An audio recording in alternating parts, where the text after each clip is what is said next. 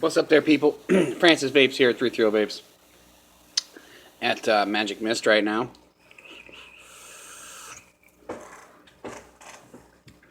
And I wanted to talk to you guys this morning about something that I really like. And I've talked about this in the past, but this is my favorite sub-ohm tank. This is the huge Zephyrus. Mine is a clone, simply because the authentic was not in stock on the website that I bought it from. It was only a small difference. I think it was $28 for the authentic. I mean, that's cheap, you know. I bought mine for like $15. And there may be a couple of small differences, but from what I understand, it's pretty much one-to-one. But I would buy the authentic if it was in stock. It's only like a $13 difference. That's not a lot of money. But this tank is great for a number of reasons. One reason is that it comes with a really nice little build deck. Tons of airflow here. This is a lot of airflow. It's probably the most on any sub-ohm tank that I've used so far, even more than the Atlantis V2, which has a lot of airflow. And at the moment here, I have a nickel build in this, and this is the only RBA that I've been able to successfully put a dual nickel coil in without really any problems. It's basically like an orchid deck. If you remember the orchids, it's a 4-post design. It's pretty small, so working with nickel in there is, you know, kind of tricky. I used 30 gauge nickel, and I think I put 14 wraps or something like that in there on each side, and I'm coming in at 0.11, as you can see. I'm vaping at 490 degrees, and I've got it, I don't know why, at 55.6 watts. But it's just amazing stellar vapor production. The flavor is great. The airflow can accommodate the nickel, so it's not overwhelmingly hot. This is about as high as I take it. If it's wicking properly, it's very hot. That's the biggest issue with nickel builds for me is wicking properly, and make sure there's enough juice on those coils for it to get the necessary wattage.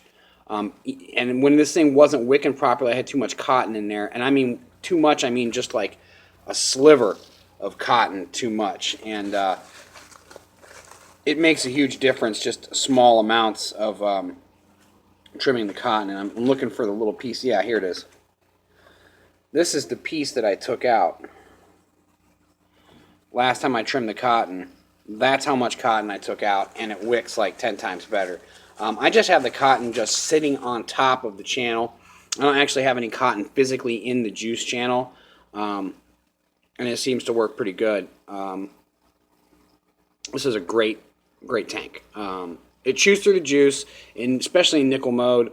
And I've had it in Canthol mode as well, and it works great then as well. It's really kind of just how you prefer it. They do make pre-made coils for this tank. The one that came with mine was so packed with cotton that the airflow was clogged, so I didn't even put it in. From what I understand, but they are massive coil heads. They're like really big around, and there's a lot of cotton in them. Mine had way too much in it. But anyways, here we go. Let's take a vape, and you can get an idea of what this thing does. I'm gonna have to back up a little bit because, you know, it's pretty intense.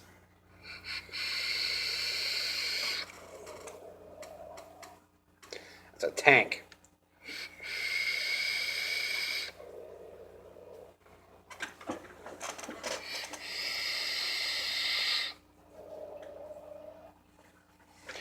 And see there, I feel like the cotton was already getting a little bit dry. And I don't know that there's really much I can do about it. I can't really put any less cotton in there that's in there. There's a little bubble going up right now. Right there. I saw a little bubble come out. That means it's wicking. See these little bubbles. So now I can take another hit. I'm sure it'll be the proper temperature.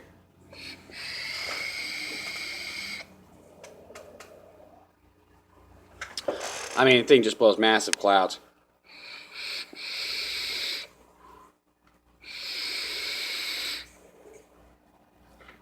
I mean, it rivals some of my drippers, which is funny. It's literally like having a little dripper deck with a airflow. I mean, the airflow holes in this thing are just massive. They're like 4 3mm holes, 2 on each side underneath the coils.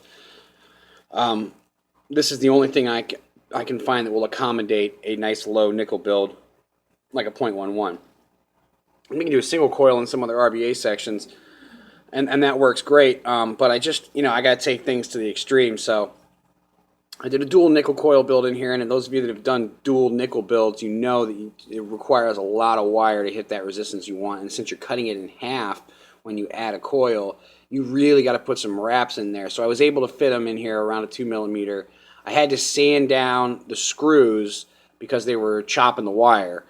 So that was something I had to do, is I had to take the little screws out, and then I had to sand down the tips of the screws to be smooth so that I could trap the wire and get a good connection while also not snapping the 30 gauge nickel that I put in here. It's very soft. So let's take it for another vape here.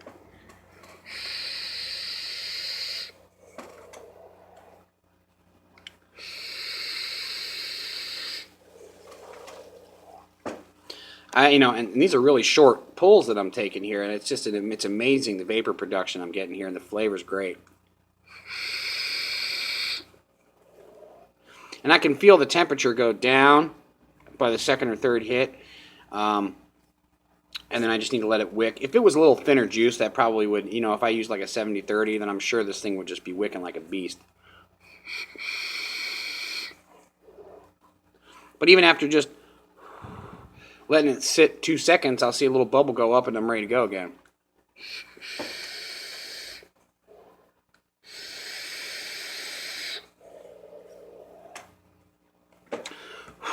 Just massive amounts of vapor production. This is probably my favorite sub-ohm tank right now. I like the Triton. I have the Triton. I like the other tanks that have been coming out.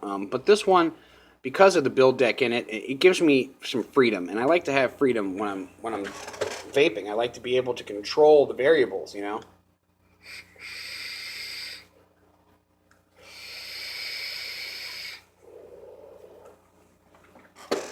Just a great vape. It's going to eat through the battery a little. It's a .11. It's going to eat through the juice. That's okay. It is top fill, which I particularly like about this tank. It is not, it's a little bit wonky and designed for top fill. A lot of the other tanks have, like, the TFV4 has this thing that slides out. The Triton has a thing that twists, and then the holes are there. This one, you take the little top off, and there's a little silicone seal.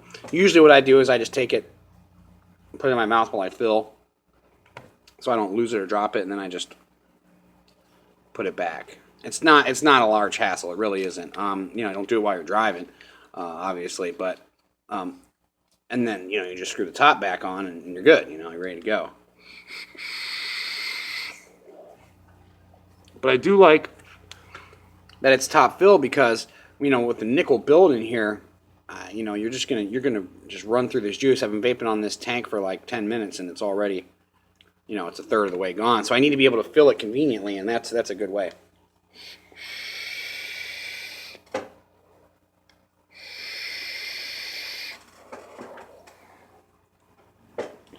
It's crazy. I mean, like I said, I have some drippers that don't hit this good, and that's funny. It's really, they've done a good job. It's an underrated tank. I don't see a lot of people talking about it, which I think is kind of odd, because for those of us that like to build, this is great.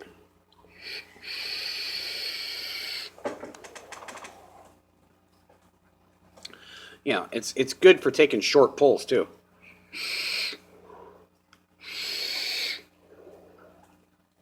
Awesome tank. So, at any rate, maybe I'll do a full review on this. It's been out a while, so I'm sure there's plenty of reviews out there. But I just wanted to show that you can put a nickel build in this thing, and it will perform nicely. It will accommodate it if you know how to squeeze it in there. And the wicking technique is very important, just like an Orchid.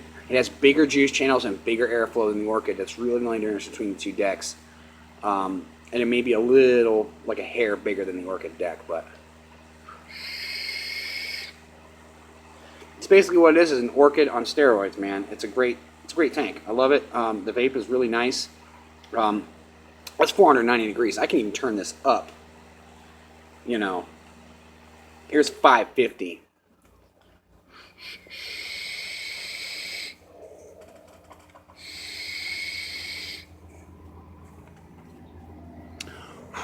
yeah, by the end of that second hit, I dried the cotton out to where it was cold by the end of the second hit, you know.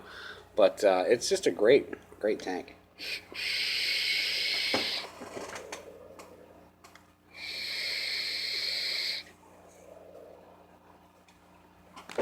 But I'm not having any problems with not getting any dry hits or burnt hits. You know, I can taste the cotton's getting dry, but I'm not getting any burnt, dry hits.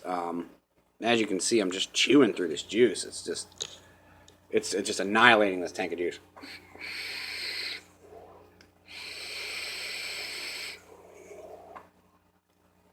So that's something you got to get used to with any nickel tank. But this particularly with the low build that I have in here, it's going to do that, and it's going to chew through it. And I actually still have some wattage to go here too, another 4.5 watts that I could pump into this tank. I mean, I'll turn it up real quick and we can see.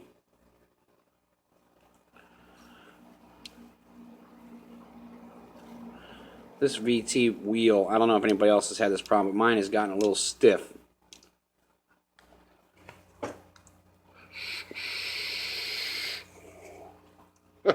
It made a difference, for sure. Another 4.5 watts.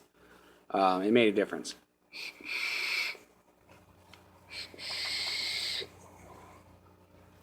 It's drying it out too fast. I can't even go that high.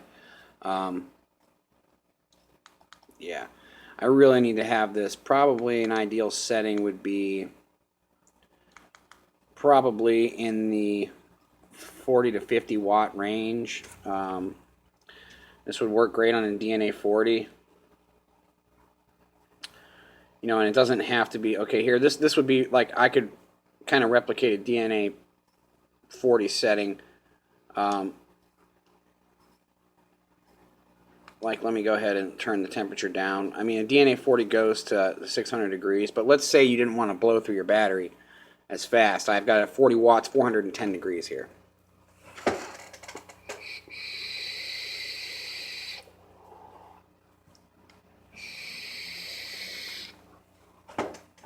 It's amazing. That's awesome to me. I mean, 410 watts or 410 degrees, 40 watts, you know.